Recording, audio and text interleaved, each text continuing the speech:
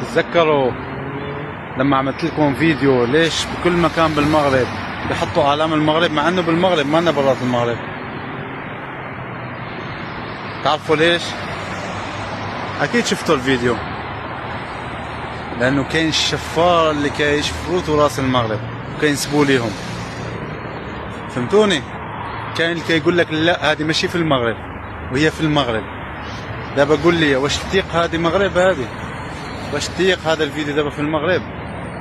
هالجمال والنظافه والحلاوه؟ لا، هتقول انا في اوروبا ولا في كندا. هذا الشيء علاش كيديروا ديما علم المغرب؟ ان شاء الله ديما هذه الرايه في السماء مرفرفه يا جماعه، ديما مغرب ولا عزاء الحاقدين.